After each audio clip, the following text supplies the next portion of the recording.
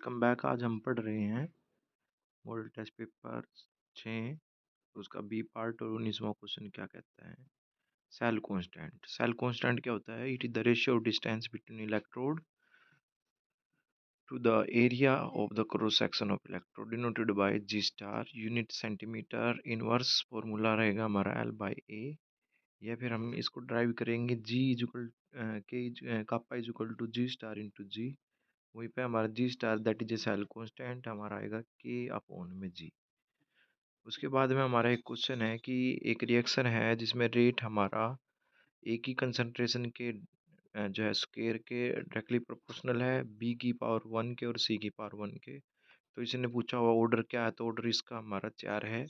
और उसके बाद में when each reactant concentration is triple, और जब हम 3 गुना कर देते हैं सभी की कंसंट्रेशन, तो हमारी रिएक्शन का रेट जो है 81% 81 टाइम बढ़ जाएगा।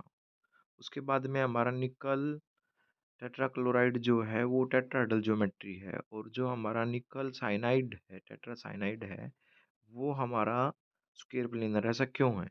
तो ऐसा इसलिए कि क्लोरीन जो है वो एक वीक लिगेंड्स है, और जो हमारा CN है साइनाइड एक स्ट्रॉन्ग लिगेंड्स है। तो हाइब्रिडाइजेशन की बात करें तो निकल के साथ में जो 4 क्लोरीन लगे हुए sp3 हाइब्रिडाइजेशन में होगी, वहीं पे निकल में CN साथ में आ जाए तो वो DsP2 हाइब्रिडाइजेशन में होगा।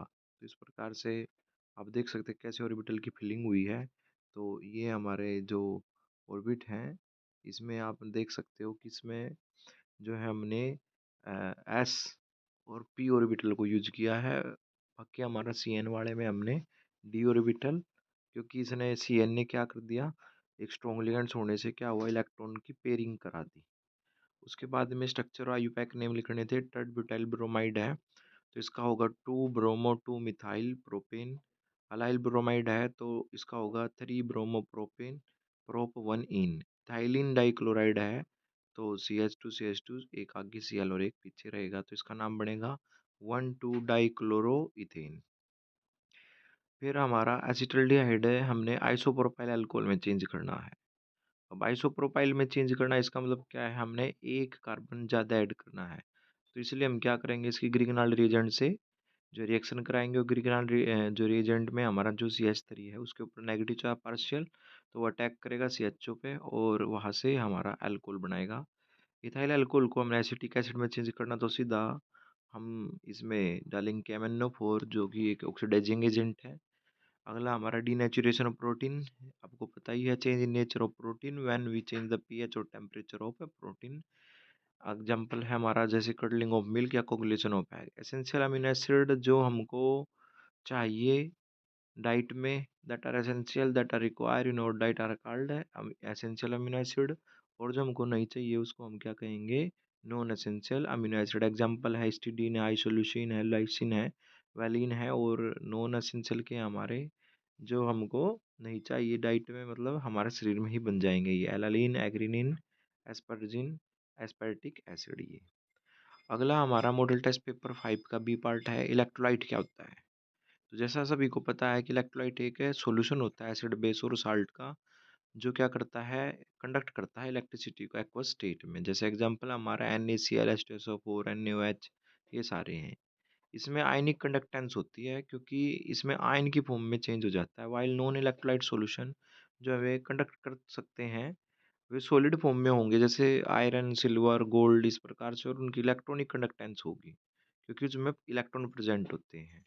अब effect of temperature on rate constant, जैसा हमें पता है टेम्परेचर बढ़ाने से रेट कांस्टेंट हमारा डबल हो जाएगा। Every time decrease in the temperature double the rate of reaction. इस रिलेशनशिप को हम टी और के को अरेनियस इक्वेशन से शो करते हैं।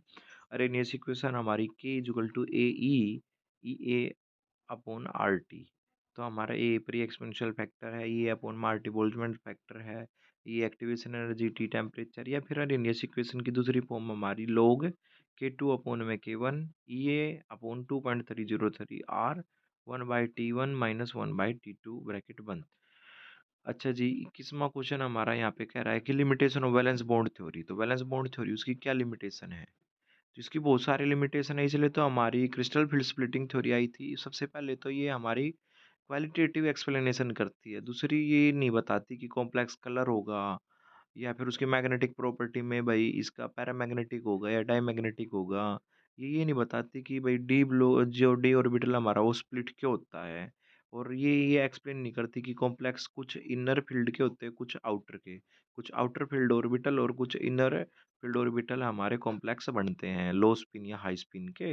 वो बताती है। और ना ही ये प्रॉपर हाइब्रिडाइजेशन के बारे में कोई आइडिया देती, ना ही ऑप्टिकल एब्जॉर्प्शन स्पेक्ट्रा जो कि कलर से रिलेटेड है वो हमको बताती। अगला 22वां क्वेश्चन है कि क्लोरोफॉर्म को ना हमने स्टोर कर दिया डार्क बोतल में। क्यों करते क्लोरोफॉर्म को स्टोर डार्क बोतल में? यदि हमने ऐसा नहीं किया तो वो क्या करेगा, थोड़ा सा लाइट लेकर के रिएक्शन करेगा और फोस्जिन में चेंज हो जाएगा। और फोस्जिन एक पॉइजन होता है और जो एक है क्या करेगा, हमको नुकसान पहुंचा सकता है। और रिएक्शन दे रखी है CH Cl3 में ऑक्सीजन डालना, हमारा क्या बनेगा COCl2। आप स्ट्रक्चर भी देख सकते हो फोस्जिन का, सनलाइट में रिएक्शन करेगा। फिर बात कर रहे हैं हमें SN2। इसमें पूछ रहा है कि इन दोनों कंपाउंड में CH3Br और CH3I में कौन सा जो है SN2 रिएक्शन तेज होगी जिसमें। तो हमारी जो चाहे SN1 की बात करें SN2 की, हम यहाँ पे साइज देखते हैं हैलोजन का। जितना बड़ा हैलोजन का साइज होगा उतनी ही जल्दी वो रिएक्शन करेगा, उतना ही जल्दी वो बाहर निकलेगा। और आयोडीन का लार्ज साइज है इसलिए यहाँ पे क्या है, ये गुड लिविंग ग्रुप है। और इसी प्रकार से हमारा दे रखा है इन्होंने ट्रसरी और एक दे रखा प्राइमरी। तो हमको पता है SN2 है तो प्राइमरी में जल्दी जाती है ये स्टेरिक हिंड्रेंस की वजह से। अगला है हमारा जो हमने दो कंपाउंड बनाई इथोक्सी बेंजीन, ठीक है, वो विलियमसन्स रिएक्शन का प्रयोग करके। तो हम इसमें लेंगे NaCl और इसकी रिएक्शन करेंगे हमें क्लोरोइथेन से और हमारा ये तैयार हो जाएगा Na और Cl बाहर निकल जाएगा। इसमें हम क्लोरोबेंजीन नहीं ले सकते। क्यों नहीं ले सकते? क्योंकि क्लोरीन यहाँ पे डबल बॉन्ड एक्वायर करेगा और उसके बाद में वो यहाँ से बेंजीन से हट नहीं सकता। और दूसरी बात करें 2 मिथाइल 2 मिथॉक्सी प्रोपेन की, तो इसमें हमने क्या करना है, ट्रसरी हम यहाँ पे ONA लेंगे और CH3Br लेंगे। क्योंकि जितना हलाइड हल्का होगा उतनी हमारी रिएक्शन होगी और इस प्रकार से हमारी रिएक्शन हो जाएगी। और मैंने दिखा भी रखा है कि Cl जो है वो रिएक्शन नहीं करेगा यहाँ पे। और इसी प्रकार से ONA वाला जो आप देख CH3ONA जो है ये भी रिएक्शन नहीं करेगा, यहाँ पे एल्कीन की फॉर्मेशन करेगा। अगला है हमारा question amphoteric nature of amino acid, कि अमीनो एसिड का एम्फोटेरिक नेचर क्यों है। जैसा कि हमको पता अमीनो एसिड में एक तो एसिडिक ग्रुप होता है और एक बेस ग्रुप होता है। और वो भी हमारा अल्फा कार्बन पे होते हैं। एक्वस में जाते ही ये क्या करेगा, जो एसिड ग्रुप है वो अपना एच को रिलीज करेगा, कैन लूज ए प्रोटोन, और अमीनो एसिड उसको एक्सेप्ट करेगा। इस प्रकार से यहाँ पे ज्यूट्राइन होगा और ज्यूट्राइन जो है वो दोनों की तरह काम करेगा, एज ए एसिड और as a base. Thank you.